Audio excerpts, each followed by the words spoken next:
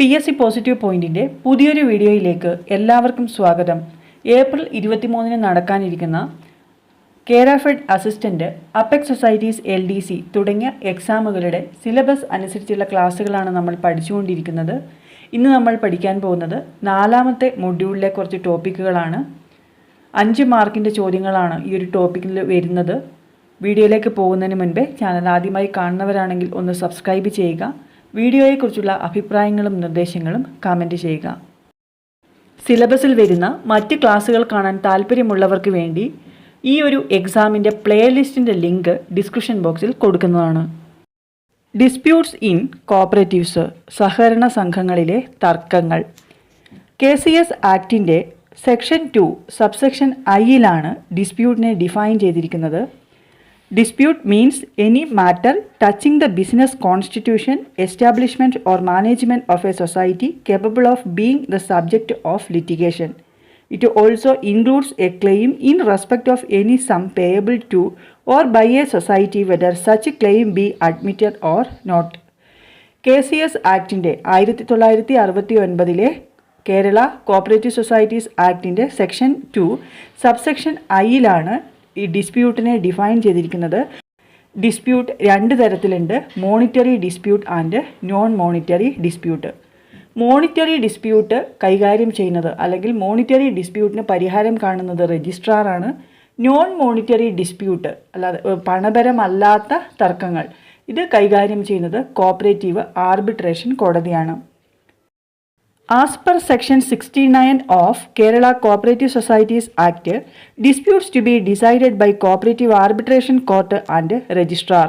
Non-monetary disputes are to be filed before the Cooperative Arbitration Court. Monetary disputes are to be filed before the Registrar. പണപരമായ തർക്കങ്ങൾ പരിഹരിക്കുന്നത് registrar ആണെന്നും രജിസ്ട്രാറുടെ മുമ്പിലാണ് monetary dispute file ചെയ്യേണ്ടതെന്നും cooperative arbitration കോർട്ടിന് മുമ്പാകെയാണ് നോൺ മോണിറ്ററി ഡിസ്പ്യൂട്ട് ഫയൽ ചെയ്യേണ്ടതെന്നും പറയുന്നത് KCS ആക്ടിൻ്റെ 69ാമത്തെ സെക്ഷനിലാണ്.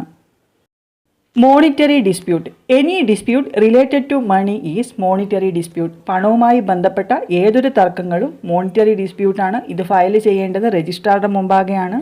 ഈ മോണിറ്ററി ഡിസ്പ്യൂട്ട് വരുന്നത് ഒരു കോപ്പറേറ്റീവ് സൊസൈറ്റീസിലെ മെമ്പേഴ്സ് തമ്മിലോ അല്ലെങ്കിൽ നിലവിലുള്ള ഒരു മെമ്പറോ മുമ്പുണ്ടായിരുന്ന മെമ്പറും തമ്മിൽ, 2 സൊസൈറ്റികൾ തമ്മിൽ, ഒരു സൊസൈറ്റിയുടെ മാനേജിംഗ് കമ്മിറ്റിയും മുമ്പുണ്ടായിരുന്ന കമ്മിറ്റിയും തമ്മിൽ, സൊസൈറ്റിയും അഫിലിയേറ്റ് ചെയ്ത സൊസൈറ്റികളുടെ മെമ്പറും തമ്മിൽ, സൊസൈറ്റിയും മെമ്പർ അല്ലാത്ത ഒരു വ്യക്തിയും തമ്മിൽ, സൊസൈറ്റിയും സൊസൈറ്റിയുടെ ക്രെഡിറ്ററും തമ്മിൽ, ഇങ്ങനെയൊക്കെയാണ് സാധാരണ മോണിറ്ററി ഡിസ്പ്യൂട്ട് വരുന്നത്. മോണിറ്ററി ഡിസ്പ്യൂട്ട് ഫയൽ ചെയ്യേണ്ടത് രജിസ്ട്രാറുടെ മുമ്പിലാണ് നമ്മൾ പറഞ്ഞു. 40 ലക്ഷത്തിന് മുകളിലും ഒരു സൊസൈറ്റിയുടെ area of operation whole of the state, ഒരു സംസ്ഥാനം മുഴുവനും വരുന്നുണ്ടെങ്കിൽ ആ ഡിസ്പ്യൂട്ട് ഫയൽ ചെയ്യേണ്ടത് രജിസ്ട്രാറുടെ മുമ്പിലും. 40 ലക്ഷത്തിനും 25 ലക്ഷത്തിനും ഇടയിലാണ് ക്ലെയിം ചെയ്യേണ്ട തുക എങ്കിലും ഏരിയ ഓഫ് ഓപ്പറേഷൻ ഒരു താലൂക്കിനേക്കാൾ കൂടുതലുണ്ട്, എന്നാൽ ഒരു ജില്ലയ്ക്ക് ഉള്ളിലാണ് എങ്കിൽ ആ ഡിസ്പ്യൂട്ട് ഹാൻഡിൽ ചെയ്യേണ്ടത് ജോയിൻ്റ് രജിസ്ട്രാറാണ്. ജോയിൻ്റ് രജിസ്ട്രാർ നമുക്കറിയാം, സഹകരണ സംഘങ്ങളിലെ ജില്ലാതല മേധാവിയാണ് ജോയിൻ്റ് രജിസ്ട്രാർ. ക്ലെയിം ചെയ്യേണ്ട എമൗണ്ട് 25 ലക്ഷത്തിനും 40 ലക്ഷത്തിനും ഇടയിലാവുകയും ആ സൊസൈറ്റിയുടെ ഏരിയ ഓഫ് ഓപ്പറേഷൻ ഒരു താലൂക്കിനേക്കാൾ കൂടുതൽ എന്നാൽ ഒരു ജില്ലയ്ക്ക് ഉള്ളിലാണ് എങ്കിൽ ഡിസ്പ്യൂട്ട് ഫയൽ ചെയ്യേണ്ടത് ജോയിൻ്റ് രജിസ്ട്രാറിൻ്റെ മുമ്പിലാണ്. ഇനി ഡിസ്പ്യൂട്ട് തുക 15 ലക്ഷത്തിനും 25 ലക്ഷത്തിനും ഇടയിലാണെങ്കിൽ, ഒരു താലൂക്കിനുള്ളിലുമാണ് ഏരിയ ഓഫ് ഓപ്പറേഷൻ വരുന്നതെങ്കിൽ അസിസ്റ്റൻറ്റ് രജിസ്ട്രാറിൻ്റെ മുമ്പിലാണ് കേസ് ഫയൽ ചെയ്യേണ്ടത്. അസിസ്റ്റൻറ്റ് രജിസ്ട്രാർ താലൂക്ക് തല ഹെഡാണ്. ക്ലെയിം ചെയ്യേണ്ട തുക 15 ലക്ഷത്തിനും 25 ലക്ഷത്തിനും ഇടയിലും ഏരിയ ഓഫ് ഓപ്പറേഷൻ ഒരു താലൂക്കിനുള്ളിലുമാണ് എങ്കിൽ അസിസ്റ്റൻറ്റ് രജിസ്ട്രാറാണ് ആ ഒരു കേസ് കൈകാര്യം ചെയ്യേണ്ടത്. 15 ലക്ഷത്തിൽ താഴെയാണ് എമൗണ്ട് വരുന്നത് എങ്കിൽ, അതുപോലെ ഏരിയ ഓഫ് ഓപ്പറേഷൻ ഒരു താലൂക്കിനുള്ളിലും ആണ് എങ്കിൽ കോപ്പറേറ്റീവ് ഇൻസ്പെക്ടറാണ് ആ ഒരു പ്രശ്നം പരിഹരിക്കുന്നത്. അത് അസിസ്റ്റൻറ്റ് രജിസ്ട്രാറുടെ ഉത്തരവ് പ്രകാരമാണ്. മോണിറ്ററി ഡിസ്പ്യൂട്ട് ഫയൽ ചെയ്യുന്നതിന് ഫീസ് കൊടുക്കണം. അത് ക്ലെയിം ചെയ്യേണ്ട എമൗണ്ടിനനുസരിച്ച് വ്യത്യാസപ്പെട്ടിരിക്കുന്നു. ക്ലെയിം ചെയ്യേണ്ട എമൗണ്ടിൻ്റെ ഓരോ 10 രൂപയ്ക്കും 50 പൈസ തോതിലും എന്നാൽ മിനിമം 200 രൂപയുമാണ് ഈ മോണിറ്ററി ഡിസ്പ്യൂട്ടിൻ്റെ ഫീസ്. 1 ലക്ഷത്തിൽ താഴെയാണെങ്കിൽ എമൗണ്ട് 1 ലക്ഷം വരെയാണെങ്കിൽ ഫീസ് എമൗണ്ട് 2000 ആണ്. 1 ലക്ഷത്തിന് മുകളിലാണ് എങ്കിൽ ഫീസ് കൊടുക്കേണ്ടത് 5000 രൂപ. മാക്സിമം ഫീസ് എന്ന് പറയുന്നത് 5000 രൂപയാണ്. മോണിറ്ററി ഡിസ്പ്യൂട്ട് ഫയൽ ചെയ്യുന്നതിനുള്ള മിനിമം ഫീസ് 200 രൂപ, മാക്സിമം 5000. സെക്ഷൻ 69 നമ്മൾ പറഞ്ഞു. 69A ഇമ്പോർട്ടൻ്റ് ആണ്. Cooperative ombudsman. കോപ്പറേറ്റീവ് ഓംബുഡ്സ്മാനെ കുറിച്ച് പറയുന്ന സെക്ഷൻ 69A ആണ്. കോപ്പറേറ്റീവ് ഓംബുഡ്സ്മാനുമായി ബന്ധപ്പെട്ട കുറച്ച് പോയിന്റുകൾ നമ്മൾ പഠിച്ചിരിക്കണം. Cooperative ombudsman section 69A appoint ചെയ്യുന്നത് ഗവൺമെൻറ് ആണ്. The object of forming Kerala Cooperative Ombudsman Scheme is to enable the redressal of complaints relating to deficiency in banking or other services rendered by cooperative societies dealing with the banking business. Banking activities ചെയ്യുന്ന cooperative സൊസൈറ്റികളുമായി ബന്ധപ്പെട്ട പരാതികൾ പരിഹരിക്കുന്നതിനാണ് cooperative ombudsman ഉള്ളത്. Cooperative ombudsman scheme വന്നത് 2010 The term of office of the Ombudsman shall be 3 years from the date of entering office or attaining 65 years, whichever is earlier. 3 വർഷം അല്ലെങ്കിൽ 65 വയസ്സ് ഏതാണോ ആദ്യമാവുന്നത് അതാണ് കോപ്പറേറ്റീവ് ഓംബുഡ്സ്മാൻ്റെ കാലാവധി. കോപ്പറേറ്റീവ് ഓംബുഡ്സ്മാൻ്റെ ക്വാളിഫിക്കേഷൻ എന്ന് പറയുന്നത് 10 years of bar practices and having experience in cooperative banking. Cooperative ബാങ്കിങ്ങിൽ experience ഉള്ള 10 years ബാർ പ്രാക്ടീസ് ഉള്ള ആളായിരിക്കണം കോപ്പറേറ്റീവ് ഓംബുഡ്സ്മാനായി നിയമിക്കപ്പെടുന്നത്. The ombudsman shall be under the control of government. Cooperative ombudsman ഗവൺമെൻറ്റിൻ്റെ കൺട്രോളിലാണ്. ഓംബുഡ്സ്മാൻ്റെ secretary an officer not below the rank of deputy registrar. Deputy രജിസ്ട്രാറുടെ റാങ്കിലുള്ള ഒരാളായിരിക്കണം ഈ ഓംബുഡ്സ്മാൻ്റെ സെക്രട്ടറി. ഇത്രയും കാര്യങ്ങളാണ് കോപ്പറേറ്റീവ് ഓംബുഡ്സ്മാനെ കുറിച്ച് പഠിക്കേണ്ടത്. അടുത്തത് നോൺ മോണിറ്ററി ഡിസ്പ്യൂട്ട്. പണപരമല്ലാത്ത തർക്കങ്ങൾ. അത് ഇലക്ഷൻ ഡിസ്പ്യൂട്ട് ആവാം, അല്ലെങ്കിൽ എംപ്ലോയീസ് തമ്മിലുള്ള പ്രൊമോഷനൊക്കെ സംബന്ധിച്ചിട്ടുള്ള ഡിസ്പ്യൂട്ട്സ് ആവാം.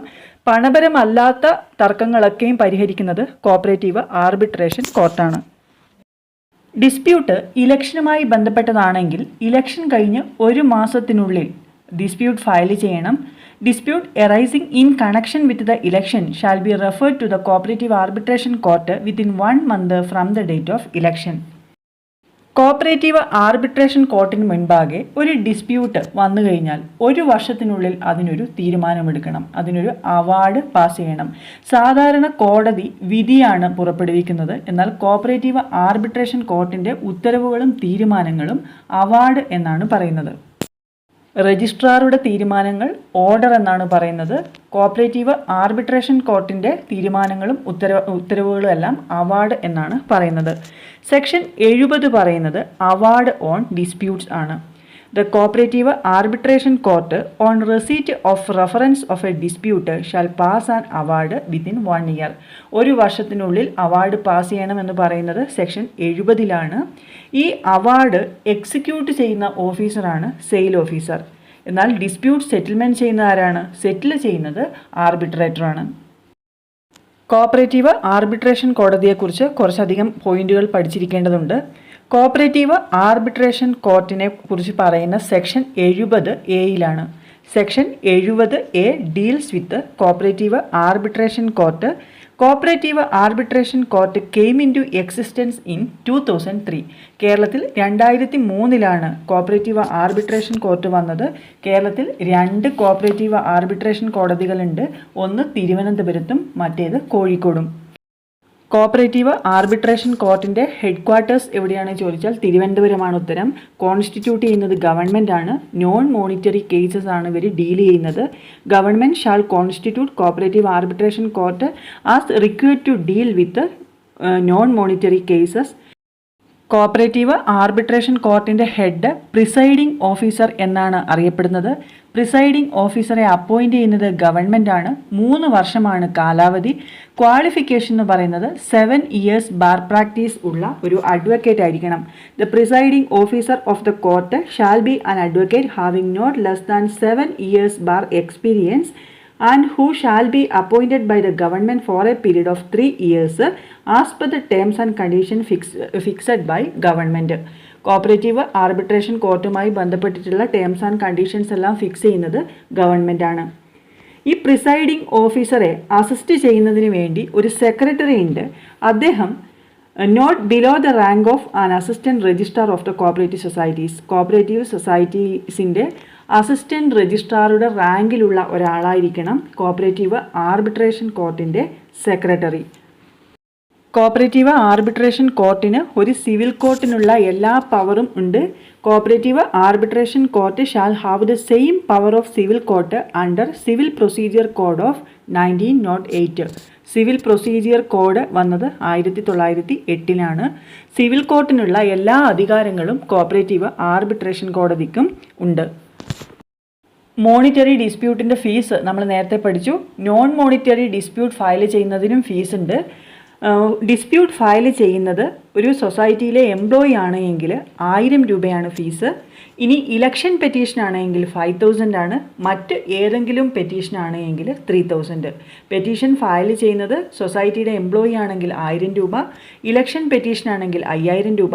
ഇത് രണ്ടുമല്ലാതെ മറ്റേതെങ്കിലും പെറ്റീഷൻ ആണെങ്കിൽ 3000 രൂപ. SC/ST സൊസൈറ്റീസിനും അതുപോലെ ഒരു സൊസൈറ്റിയിലെ മജോറിറ്റി ആൾക്കാർ SC/ST വിഭാഗത്തിൽപ്പെട്ടവരാണ് എങ്കിൽ അത്തരം സൊസൈറ്റികൾക്കും സ്കൂൾ കോപ്പറേറ്റീവ് സൊസൈറ്റികൾക്കും ആർബിട്രേഷൻ ഫീസ് ഇല്ല. ഫീസ് കൊടുക്കേണ്ടത് ഗവൺമെൻറ് ട്രഷറി ത്രൂ ആണ്. നോൺ മോണിറ്ററി ഡിസ്പ്യൂട്ടിൻ്റെ ഫീസിനെ കുറിച്ച് പറയുന്നത് റൂൾ 67(10)(2) മോണിറ്ററി ഡിസ്പ്യൂട്ടിൻ്റെ ഫീസിനെ കുറിച്ച് പറയുന്നത് റൂൾ 67(10)(1) ഡിസ്പ്യൂട്ട് ഫയൽ ചെയ്യുന്നത് എങ്ങനെയാണെന്ന് വെച്ചാൽ, the dispute shall be in writing and accompanied by a list of relevant records on which a dispute based, a challan receipt to evidence, payment of prescribed fees for deciding disputes. If the dispute is filed by a society, certified copy of the resolution of the committee resolving to file dispute. Dispute must be in റൈറ്റിങ്ങിലായിരിക്കണം. അതിൻ്റെ കൂടെ ഈ ഡിസ്പ്യൂട്ടുമായി ബന്ധപ്പെട്ടിട്ടുള്ള relevant records വച്ചിരിക്കണം. അതുപോലെ തന്നെ നമ്മൾ നേരത്തെ പറഞ്ഞു, മോണിറ്ററി ഡിസ്പ്യൂട്ട് ആയാലും നോൺ മോണിറ്ററി ഡിസ്പ്യൂട്ട് ആയാലും അതിന് ഫീസ് ഉണ്ട്. ആ ഫീസ് അടച്ച ചലാൻ റെസീറ്റ് കൂടി വെക്കണം. ഇനി ഡിസ്പ്യൂട്ട് ഫയൽ ചെയ്യുന്നത് ഒരു സൊസൈറ്റി ആണ് എങ്കിൽ മാനേജിംഗ് കമ്മിറ്റിയിൽ റെസൊല്യൂഷൻ പാസ്സാക്കിയതിൻ്റെ ഒരു കോപ്പി കൂടി അറ്റാച്ച് ചെയ്യണം. 2 പാർട്ടികൾക്കും അവരുടെ വാദങ്ങൾ ഉന്നയിക്കാനുള്ള സമയം കൊടുക്കുന്നു. അങ്ങനെ ഈ 2 പാർട്ടികളുടെയും വാദങ്ങൾ കേൾക്കുകയും അതുമായി ബന്ധപ്പെട്ട രേഖകൾ പരിശോധിക്കുകയും ചെയ്ത് ആർബിട്രേഷൻ കോർട്ട് ഒരു അവാർഡ് പുറപ്പെടുവിക്കുന്നു. ഈ അവാർഡ് സാറ്റിസ്ഫൈഡ് അല്ല എങ്കിൽ അതിന് അപ്പീൽ കൊടുക്കേണ്ടത് ട്രിബ്യൂണലിൻ്റെ അടുത്താണ്. രജിസ്ട്രാറിൻ്റെ ഡിസിഷൻ ആയാലും കോപ്പറേറ്റീവ് ആർബിട്രേഷൻ കോർട്ടിൻ്റെ ഡിസിഷൻ എഗെയിൻസ്റ്റ് ആയാലും അപ്പീൽ പോകേണ്ടത് ട്രിബ്യൂണലിൻ്റെ അടുത്താണ്. അടുത്തത് എക്സിക്യൂഷൻ ആൻഡ് ഇറ്റ്സ് പ്രൊസീജിയർ ആണ്. എക്സിക്യൂഷനെ കുറിച്ച് പറയുന്നത് സെക്ഷൻ 76 KCS ആക്ടിൻ്റെ 76ാമത്തെ സെക്ഷനിലാണ് എക്സിക്യൂഷൻ ഓഫ് ഓർഡേഴ്സ് പറയുന്നത്. ഈ ഓർഡർ എക്സിക്യൂട്ട് ചെയ്യുന്നത് ഏതൊക്കെ കേസിലാണെന്ന് ചോദിച്ചാൽ, surcharge order made under section 68 subsection 2. Section 68(2) പ്രകാരം രജിസ്ട്രാർ ഇഷ്യൂ ചെയ്യുന്ന സർചാർജ് ഓർഡർ എക്സിക്യൂട്ട് ചെയ്യാം. Orders passed by the registrar under section 75 for enforcement of charges. Section 75 പറയുന്നത് എൻഫോഴ്സ്മെൻറ്റ് ഓഫ് ചാർജസ് ആണ്. ഈ ഒരു സെക്ഷൻ്റെ അണ്ടറിൽ രജിസ്ട്രാർ പാസ് ചെയ്ത ഓർഡേഴ്സ് എക്സിക്യൂട്ട് ചെയ്യാം. Every decision or award in arbitration cases under section 70 പ്രകാരം സെക്ഷൻ 70 പ്രകാരം കോപ്പറേറ്റീവ് ആർബിട്രേഷൻ കോർട്ടിൻ്റെ അവാർഡ് എക്സിക്യൂട്ട് ചെയ്യാം. Every order made by the liquidator under section 73. Section 73 പറയുന്നത് പവേഴ്സ് ഓഫ് ലിക്വിഡേറ്റർ ആണ്. ലിക്വിഡേറ്റർ ഇഷ്യൂ ചെയ്ത order execute ചെയ്യാം. Every order in appeal review by the tribunal under section 82, 84, 85 or 86. 82, 84, 85 or 86 പ്രകാരമുള്ള ട്രിബ്യൂണലിൻ്റെ ഓർഡറോ അപ്പീലോ review ഒക്കെ execute ചെയ്യും. Every order passed in appeals to other authorities under section 83.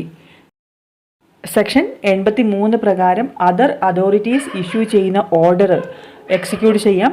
Other authorities എന്ന് പറയുന്നത് രജിസ്ട്രാറോ ഗവൺമെൻറ്റോ ആണ്. ഈ ഓർഡേഴ്സ് എക്സിക്യൂട്ട് ചെയ്യുന്നത് ഒന്നുകിൽ രജിസ്ട്രാർ ആയിരിക്കും, അല്ലെങ്കിൽ ത്രൂ എ സിവിൽ കോർട്ട്, അല്ലെങ്കിൽ under revenue recovery act through the district collector. The orders can be executed by the registrar in that behalf through a civil court under Revenue Recovery Act through the district collector. Application for execution before the registrar has to be filed in the form prescribed and shall be signed by the decree holder. ഈ എക്സിക്യൂഷനുള്ള application കൊടുക്കേണ്ടത് ഒരു prescribed ഫോമിലാണ്. അത് degree holder sign ചെയ്തിരിക്കണം. Degree നേടിയെടുക്കുന്നയാളെയാണ് degree holder എന്ന് പറയുന്നത്. Degree ഹോൾഡറുടെ സൈനും ഉണ്ടായിരിക്കണം. Every application under section 75 shall be signed by a person authorised in that behalf by the committee of the society concerned. Section 75 പ്രകാരം എക്സിക്യൂഷനുള്ള ആപ്ലിക്കേഷൻ കൊടുക്കുന്നത് ഒരു സൊസൈറ്റിയാണ്. ആ സൊസൈറ്റിയുടെ മാനേജിംഗ് കമ്മിറ്റി ഓതറൈസ് ചെയ്ത പേഴ്സൺ സൈൻ ചെയ്തിരിക്കണം. This application shall specify the amount due as on date, interest, cost if any etcetera, the name and full address from ഹൂം the amount is due and the particulars of repayment already made. ഈ ആപ്ലിക്കേഷനിൽ due ആയ amount, interest, cost എന്തെങ്കിലും ഉണ്ടെങ്കിൽ അത്, അതുപോലെ already repay ചെയ്തിട്ടുണ്ടെങ്കിൽ അതിൻ്റെ details, amount ആരിൽ നിന്നാണോ ക്ലെയിം ചെയ്യേണ്ടത് ആ വ്യക്തിയുടെ പേരും ഫുൾ അഡ്രസ്സും. The application shall be accompanied by a receipted challan of having remitted the fees at the rate prescribed by the registrar. Registrar prescribe ചെയ്യുന്ന റേറ്റിലുള്ള ചലാൻ അടച്ച കോപ്പിയും അറ്റാച്ച് ചെയ്തിരിക്കണം. On receipt of application, the registrar shall arrange to make entries thereof in a register maintained in his office for the purpose and issue a notice of the application together with a copy thereof to the concerned parties directly to pay the debt within 30 days from the date of service of the notice. ഇങ്ങനെ എക്സിക്യൂഷനുള്ള ഒരു application കിട്ടിക്കഴിഞ്ഞാൽ ആ ആപ്ലിക്കേഷൻ്റെ details registrar അദ്ദേഹത്തിൻ്റെ ഓഫീസിൽ രജിസ്റ്ററിൽ രേഖപ്പെടുത്തുകയും ഒരു നോട്ടീസ് നിശ്ചിത തുക റീപേ ചെയ്യണം എന്ന് അറിയിച്ചുകൊണ്ടുള്ള ഒരു നോട്ടീസ് സെൻഡ് ചെയ്യുകയും ചെയ്യുന്നു. ആ നോട്ടീസ് കിട്ടിക്കഴിഞ്ഞ് 30 ദിവസത്തിനുള്ളിൽ കൊടുക്കാനുള്ള തുക കൊടുക്കണം എന്ന് അറിയിച്ചുകൊണ്ടുള്ള നോട്ടീസ് ഇഷ്യൂ ചെയ്യുന്നു. അങ്ങനെ 30 ദിവസത്തിനുള്ളിൽ പാർട്ടി കൊടുക്കാൻ ഫെയിലാവുകയാണ് എങ്കിൽ registrar may make an order directing the payment of debt due to the society by sale of property. ആ പ്രോപ്പർട്ടി സെയിൽ ചെയ്തിട്ട് ആ ഒരു എമൗണ്ട് ഈടാക്കുന്നതിനുള്ള ഓർഡർ രജിസ്ട്രാർ പുറപ്പെടുവിക്കുന്നു. If any decision, award or order has to be executed as provided under section 76, the decree holder shall apply to the registrar as follows. Section 76 പ്രകാരമുള്ള എക്സിക്യൂഷനാണ് നടത്തുന്നതെങ്കിൽ application in the specified form signed by the decree holder sign ചെയ്ത application ഉണ്ടായിരിക്കണം. The original decree to be attached with the ആപ്ലിക്കേഷൻ്റെ കൂടെ original decree attach ചെയ്തിരിക്കണം. Receipted challan for the payment of prescribed fees, നിശ്ചിത fees അടച്ച ചലാനിൻ്റെ copy attach ചെയ്തിരിക്കണം. Decree holder to specify whether he wishes to proceed against movable or immovable property movable ആണോ immovable ആണോ എന്ന് സ്പെസിഫൈ ചെയ്തിരിക്കണം. ഈ ഓർഡർ അല്ലെങ്കിൽ അവാർഡ് എക്സിക്യൂട്ട് ചെയ്യുന്ന ഓഫീസറാണ് സെയിൽ ഓഫീസറിനെ ഡിഫൈൻ ചെയ്തിരിക്കുന്നത് റൂൾ 2 സബ് റൂൾ ഐയിലാണ്. സെയിൽ ഓഫീസറെ നിയമിക്കുന്നത് registrar of the cooperative societies ആണ്. ഡിഫോൾട്ടറുടെ പ്രോപ്പർട്ടി മൂവബിൾ പ്രോപ്പർട്ടി ആണ് എങ്കിൽ അത് സെയിൽ ചെയ്യുന്നത് അറ്റാച്ച് ചെയ്ത് കഴിഞ്ഞ് 15 ദിവസത്തിനുള്ളിലാണ്. Attached movable properties of a defaulter can be sold through public option after 15 days.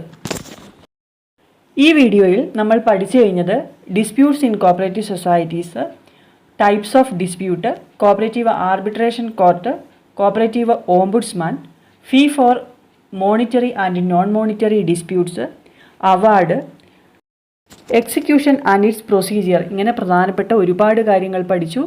നിങ്ങൾക്ക് ഈ വീഡിയോ ഉപകാരപ്രദമായി എങ്കിൽ ലൈക്ക് ചെയ്യുക, കമൻറ്റ് ചെയ്യുക. മറ്റൊരു പ്രധാനപ്പെട്ട ടോപ്പിക്കുമായി നമുക്ക് അടുത്ത വീഡിയോയിൽ കാണാം. താങ്ക്